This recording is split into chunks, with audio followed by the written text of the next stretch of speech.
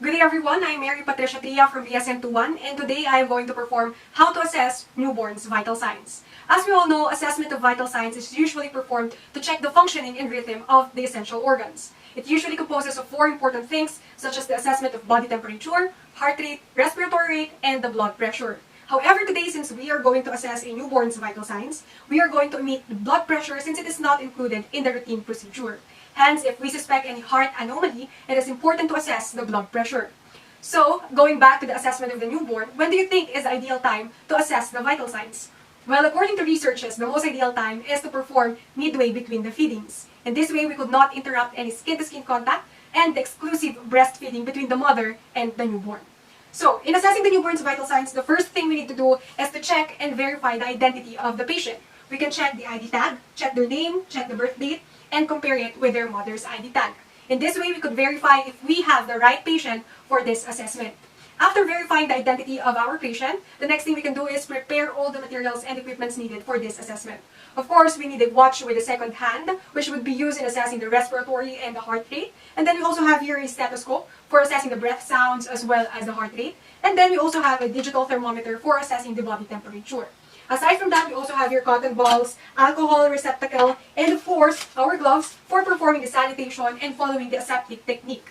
So after preparing all the materials and equipments needed, we can now perform hand hygiene and wear our gloves. Remember, in performing hand hygiene, we can either use water and antibacterial soap, or we can use some antibacterial sanitizer or 70% alcohol. After performing hand hygiene, we are now going to don our gloves. Remember, donning our gloves could help in preventing the transport or spread of microorganisms. Aside from that, we can also protect the baby from possible contamination in case there is the spread of microorganism. So once we have donned our gloves, we can now check if the materials and equipments are properly sanitized before and of course later on after the use, especially our stethoscope and the digital thermometer. Of course, in sanitizing, we must follow the proper aseptic technique or aseptic principle, where we start with the cleanest part and we end with the dirtiest part. For instance, in this stethoscope, we start by, of course, sanitizing from the bell and the diaphragm, and then down to the tubings. After that, in sanitizing the digital thermometer that is still unused, we need to start at the metal tip of the thermometer, and then we end at the handle or bulb of the thermometer.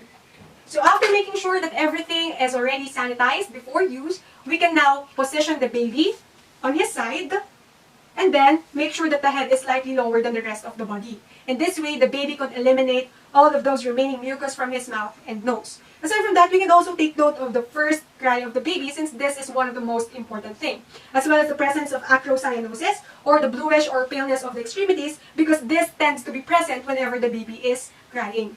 So after performing that, we can now proceed with the main assessment of the vital signs. So remember, the first thing we must assess is the respiratory rate.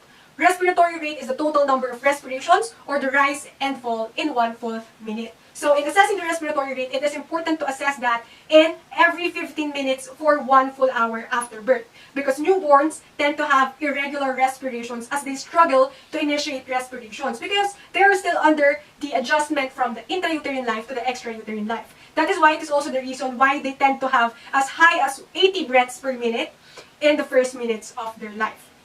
So, in assessing the respiratory rate, the first thing we need to do is to observe the movement of the abdominal muscles or the diaphragm, just to make sure that the baby is still breathing. After that, we can palpate and count the rise and fall of the abdominal muscles or the diaphragm in 1 full minute. Remember that the newborns have irregular respirations, in rapid respirations. That is why palpating the abdominal muscles or the diaphragm could really help in tracking the rise and fall of the respiration. So remember to gently palpate the abdominal muscles because once na mapadiinan natin yung palpation natin, the baby might be irritated and started crying. And once the baby started crying, it could possibly alter the respiratory rate, and we don't want that.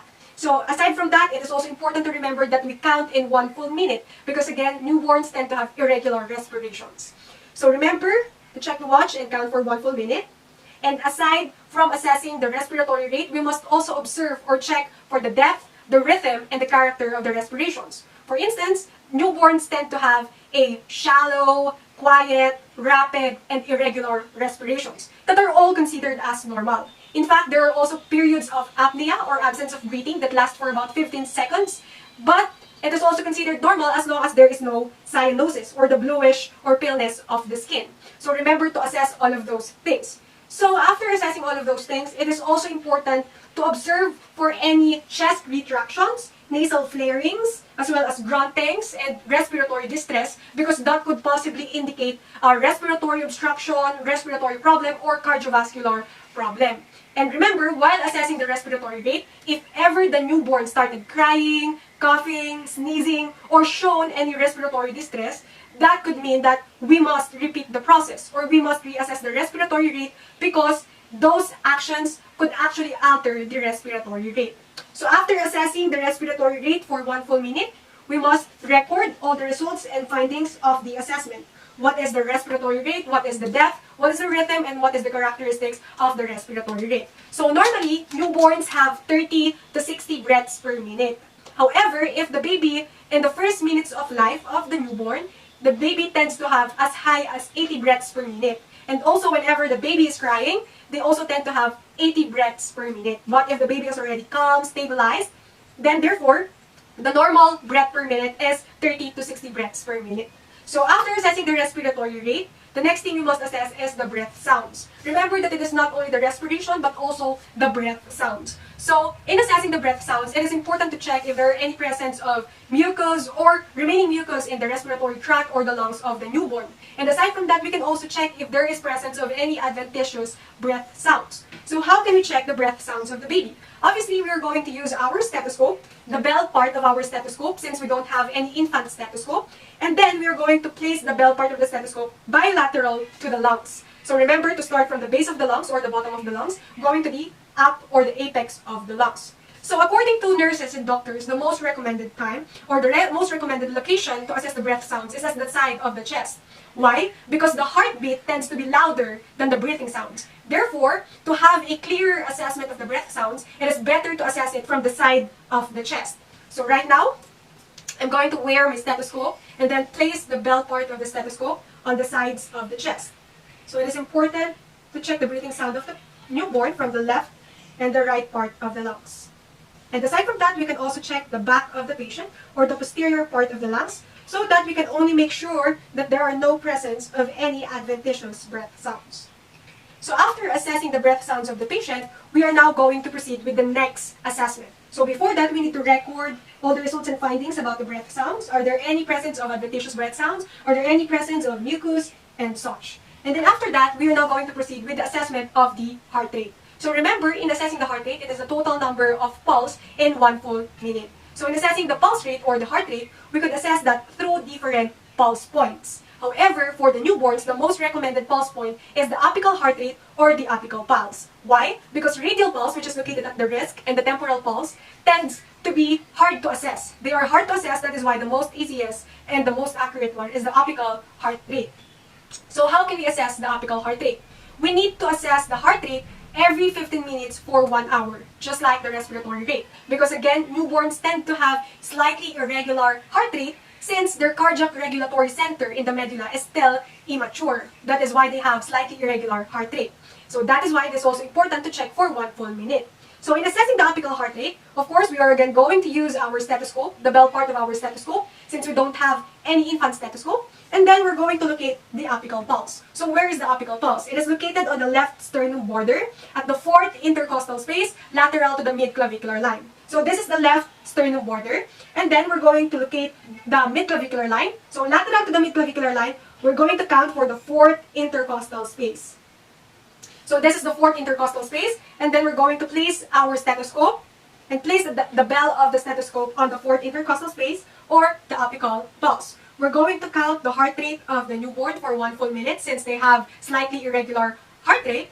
And then, after that, imagine it has already been 1 full minute. We're also going to check for any presence of heart murmurs or any abnormalities within the heart rate. Remember, heart murmurs are like swooshing or wishing sound of the blood in the heart because heart murmurs could indicate any cardiovascular problems.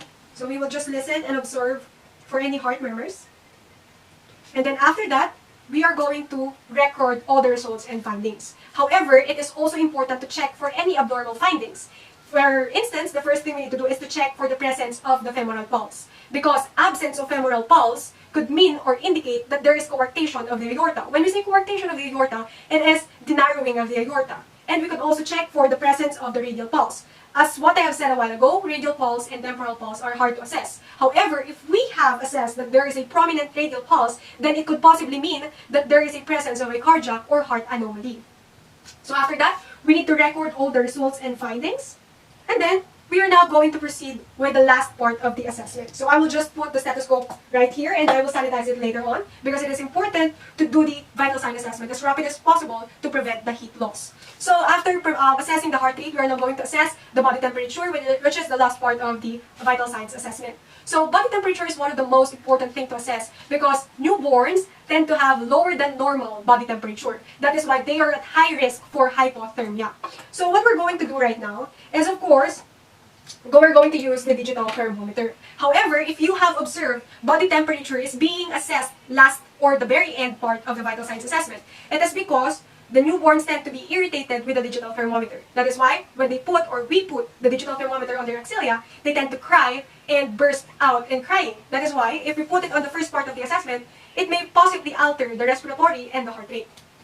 So, just like the heart rate, there are a lot of routes, possible routes to measure the body temperature. However, in newborns, the most recommended route is the axillary route, which is located right here under their underarm. So remember that it is because axillary route prevents any risk from perforation, from trauma, from cross-contamination that is associated with the rectal route. That is why axillary route is more recommended than the rectal route. So, what we're going to do in assessing the axillary route, of course, we need to first make sure that the digital thermometer is functioning well, it has proper batteries, it is already sanitized, and then we're going to put it on the axillary or axilla of the patient. So remember to make sure that the metal part or metal tip of the digital thermometer would be at the center or the folds of the axilla. And then we're going to turn on the digital thermometer and we're going to hold the arm of the infant just to make sure that the digital thermometer won't fall or would stay at place because we are going to hold the infant's arm against the digital thermometer. So we will just wait for the beeping sound. That's the beeping sound. And then we're going to read the findings or the result of the body temperature. So the body temperature, we will record it and document it.